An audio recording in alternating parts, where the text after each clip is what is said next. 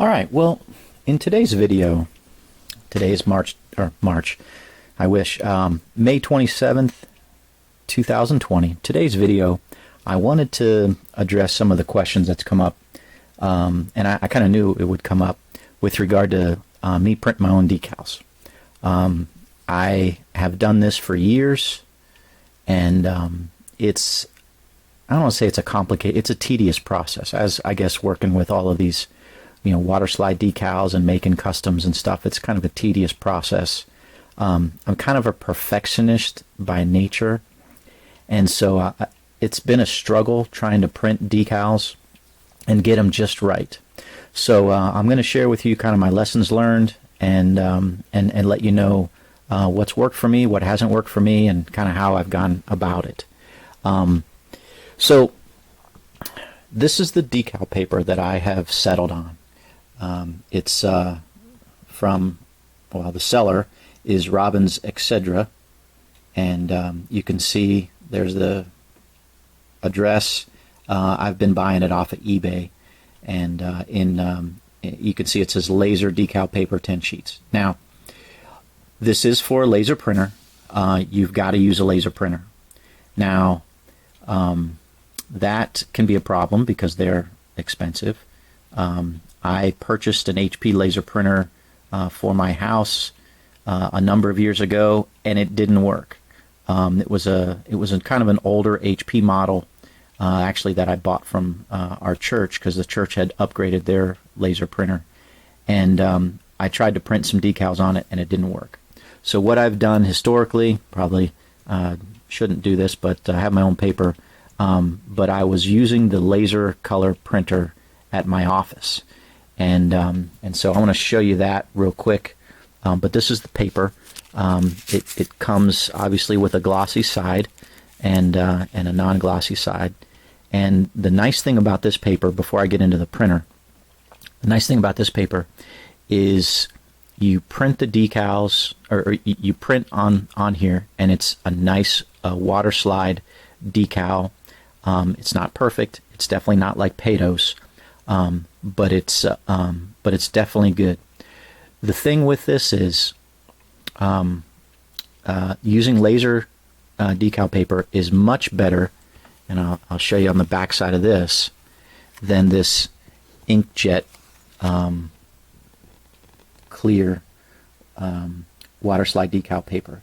This stuff is pretty thick, and what happens is when you print on this, you have to coat it. You have to seal it in. Okay, so you print it.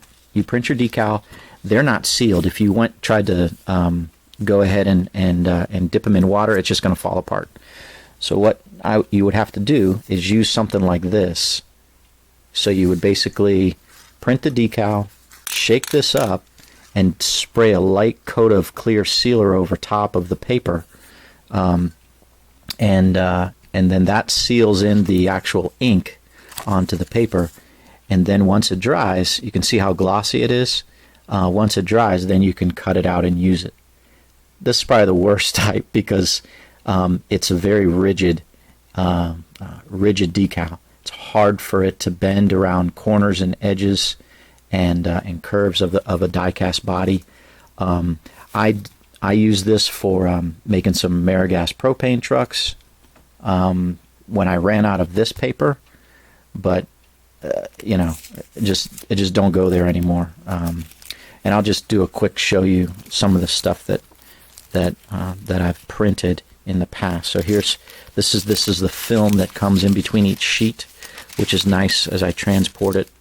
But yeah, so I've printed all these different decals, and you can see it's not as glossy, but it's got a decent finish to it, and it definitely is much better than the inkjet printer. So if you have access to a laser printer, laser color printer, that will really help you. I can imagine that you could probably work up your files of your graphics, and then maybe take the file on an SD card over to, like, I don't know, Kinko's or whatever.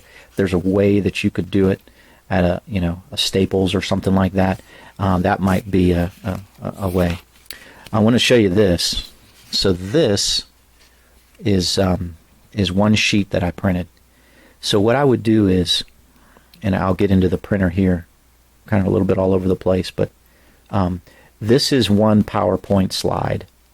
This is the same one, and this is one, and this is one. So what I would do is I would have a file with 4 PowerPoint slides, and when I would print it, I would set the settings to like a 4-up mode, so it prints the 4 slides on one sheet of paper, and that way, you know, I'm not wasting paper. I was trying to maximize the use of the decal paper, and so so that's how I would do it. Now let me go over to the computer here, and I'll show you what I've got. And this is a little weird, but you can see here. This is the file with the 4 slides over here, and as I say here at the bottom, I would go to printer properties, I would go to detailed settings, the edit menu, and I would set the layout set to 4 pages per sheet, and I would set it to print to plain white paper. If you didn't do that, it would adjust the color. So so that's kind of what would happen. I would also make sure that you set it to high quality settings throughout the printer properties. And then again, I just had a note in here to place the decal paper in the printer face up. So you know, not always do the colors work out very well. You can see how bright of a pink that is that I have on my computer screen, but what actually showed up was something more of a purple color. So you're just going to have to play with it and do kind of a trial and error to get the right color that would need to work for your setup. So this would be the file I'd work with. I'll also show you. This is the actual printer that I used at my office. It's a Ricoh printer, and it was an MP multi-function printer. C4503. That's what I was printing on, and it worked out really good. As long as the toner cartridges were up and the rollers were clean and you know, free of streaks, it would come out really nice. But I wanted to show you that was that's the printer that I used at my office. One other thing, and this is probably the most important when it comes to printing your own decals. This is clear laser decal paper. These decals will go over just great on a white car, or even like a silver or a light colored gray car. But when you start getting darker colors, it's just not going to work. I mean, this is ink printed on a clear paper. It's designed to go over those light colored cars. You try to put it, if I put this 6 over a dark black car, it's going to look like crap because the color is not thick enough to block out the black background or the dark background. So whenever I would make my own decals, you would always have to take into consideration the color, the base color of the car that you're printing on. Okay, so almost all of these were white. When I did the Amerigas propane trucks, they were white trucks with the propane, or with this logo over top, and again, it looks really nice.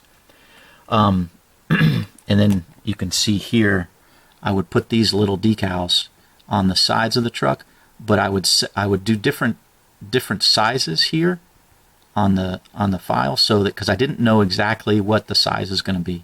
Sizing is like everything. If it's not sized properly, it's not going to look right. So I would, in order to save time and paper, I would do different sizes, maximize the decal paper sheet, and go ahead and print them out, and then I would use the one that actually works best. You saw a little bit of that in yesterday's video on building the GameStop Evolve car. So that's that for printing on white or light colored vehicles. Now, let me show you this other file I have. All right, so this is one where, as it says up here, you can buy clear decal paper. You can also buy white decal paper. This is for printing decals that will go on dark surfaces. Let me explain this a little bit to you. So again, these were decals that I was printing to go on a car that had a dark surface. And the actual paper is white. It's got a white hue to it. So this fabulous Hudson Hornet that I did in number 92, which was a 1951 Hudson Hornet for Herb Thomas, was a custom request. This was the background color of the car. So I painted the car this dark blue. And so in order for these decals to go on top of it, I needed to match the background color to the actual paint that the car was being painted. So it would flow on there correctly. So again, when you're doing this, it doesn't come out perfect. It just doesn't come out that well. Excuse me, I'm losing my voice. But it's the best thing you can do when you don't have, either Pato's doesn't carry the decals or you've got to do your own. So I would print this, and these are all these other ones. So this Smirnoff Ice decal was going on a black car, so I would do the black background all around it. And then I have some here, some more. Again, this was a yellow background here on the silicone too. And this Rimrock was going on a car that was had a gray background to it. King's Tire down here at a black background. And so yeah. And then I had this was a Peter's Pals car that went on the hood of some, I think it was Michael McDowell's car that I did. And again, I needed to have the black background so that this decal would fit nice. And because it's a white paper, these colors would show up over top of a black surface. All right, so that's all I wanted to show you on the computer. Let's go back over here to my decals that I've already printed. So I kind of showed you, the where I get the paper I use, and then also the printer that was printed with. I've printed a lot of different decals because I've made propane trucks. I've made my own custom, 164s. I've done special requests for friends at work, all different kinds of things. But again, printing decals that will go on light colored cars is the best. Then you may have to print decals that are going to go on a dark colored surface. And here's another one, a case in point. So I was making a propane truck. It was an E. Osterman here. And the background of this particular decal was going to be this green. So what I would do is I would cut out the decal, and then I would take some of the green paint. Once I trimmed the decal to the size it would need to be, I would take the green paint and I would paint the edges, because when you cut it, it kind of you can see here, it kind of rips the paper, right? You can see this here, this little white edge, and you don't want the white edge. So I would cut the decal out. I would paint the edges of the decal with the green paint to match this. It's perfect? No, it's not perfect, but it's better than this white edge. So I would paint it and I would let it dry. And once it dried for, 6, 8, 12 hours, then I would dip the decal in the water and I would slide it onto the vehicle. And again, the vehicle's already painted with this green, and when you'd slide it on, the interface between the decal and the metal surface would be covered by the green paint, and you wouldn't have any edges. Again, if you nicked it or whatever, and you saw a little bit, you'd have to go back and touch up that surface between the decal and the car or the truck or whatever you're making. So that's a little technique that I've learned to do. Let me explain this to you, because this was a fun car to make. So here's a couple GameStop cars that let's talk about this blue one here that Matt Kenseth drove in 2013 for Joe Gibbs' number 18 car. So I didn't have no decals from Pato at the time. I think he's since released decals for this particular car. So I had a friend work up these kind of graphics, okay, and send them to me. You can see this is printed just on clear decal paper. So how I would make this car is I would basically build the car, you know, like this. I would build the car, and it would be white. It would be completely white. And then I would look at where I have my my black surfaces, like, you know, along here, and I would paint all that black with the paint pen. But I would not paint where this is going to go. All right, where you have the blue or the light colored stuff, and then I would place the decal over top of that area. And since it was a white car, this would show up really nice. You know, the blue and the white 18, but all this other area was black. And so then I would take my black pen and I would color around it in order to make it completely black. And you know, I have other decals that for the, you know, what am I talking about? The grill and the headlights and the other side decals, of course, with the rear tail lights and the side decals that go here and all that stuff. So I had that, but I just needed this main color. And so again, build it white, and then I'd put these over top and then color in the black, and it turned out actually really good. You know, for a complete custom decals, custom car. So let me show you real quick. This is another example. This is how that Hudson Hornet file I showed you on the computer turned out. Actually, it's not this one, it's this one here. This is how this turned out. You can see I'd have to cut it out and you know, just use all those different decals, and these are all the ones I have left over. I want to show you real quick how I would do this Peter's Place here. So let me set this down. So I'd basically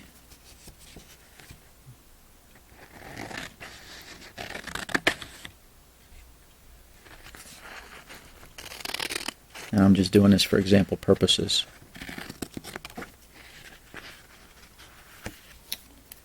So I'd cut it out.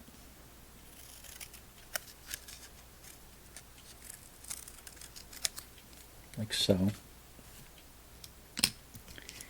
And then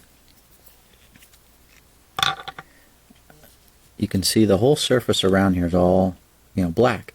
But right on the edges, again, I'm not sure how you can see this in the camera, but right on the edges it reveals the white. So I would take my black paint pen and I would just go around the edges like this to paint right along that. Any white that might be exposed. And once I did that, I'd let it dry. Oops.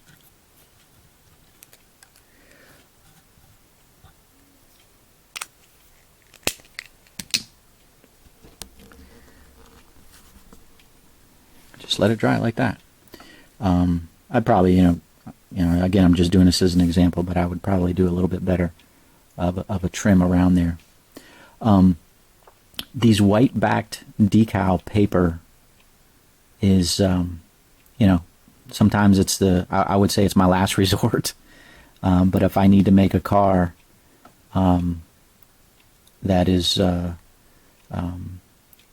know, whether it's a custom request or what, if I need to get a decal and there's no, and the background of the car is dark, that's the only way to do it, from my experience. Of course, if the decals aren't available from Pato or whomever.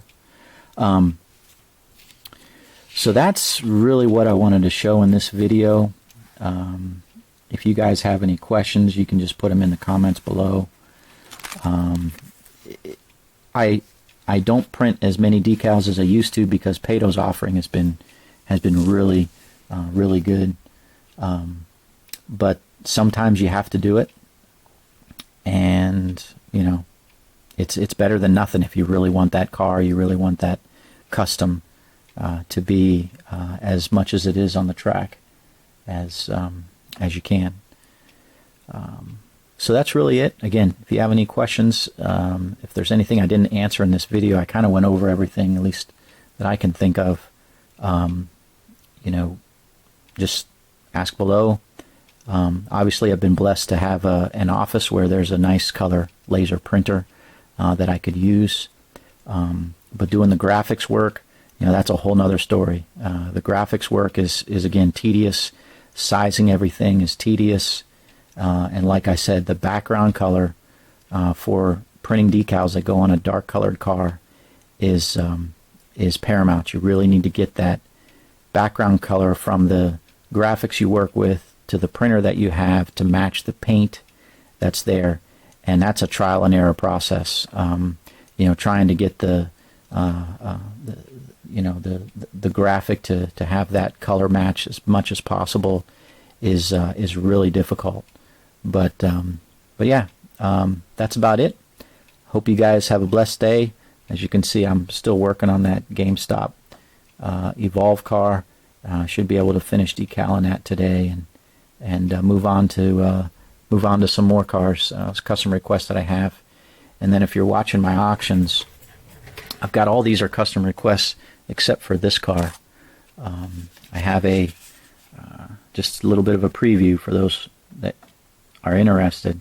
I'm going to be making this Cole Custer 2016 Jack Links Xfinity car, and you know, it's a red car with the black